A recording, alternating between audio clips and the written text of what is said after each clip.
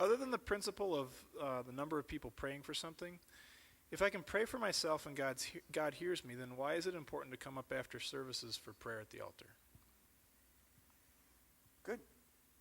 Well, here again, it's come on down. When questions come to you, just write them out and bring them on down. Well, one of the things you find in the Bible, here it's a variable thing. Don't hit on any one passage and make it into a magical formula. But you find that sometimes, not always, but sometimes, in fact, often, when Jesus and when the disciples would pray for somebody, they'd lay hands on them.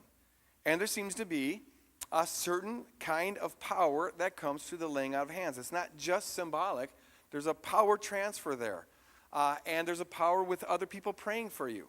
Now, that doesn't mean that praying alone is ineffective, but there is an increase of authority that happens when you pray with other people. So I think it makes perfect sense both to pray on your own, but also at the end of service, if there's a need, to come forward, let people lay their hands on you, pray with other believers and things of that sort.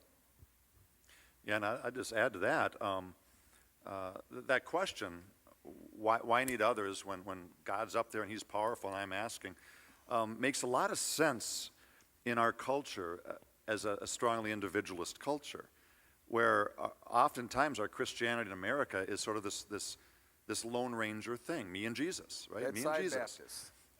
And the church is sort of this add-on, this like, well, yeah, if I'm not too tired, I go there on Sunday morning sort of thing. But really the real thing is me and Jesus, right? And what you get in the New Testament is such a different picture. So it's not just about prayer, it's about everything. That it's never really just about me and Jesus. That as soon as there's a me and Jesus, there's a me and you. There's an us in Jesus now. And a lot of what he's trying to teach me to do is teach me to be in relationship, in dependence upon my community.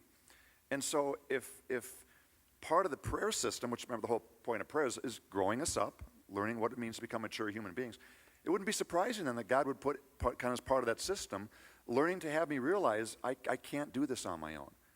I need God and I need you.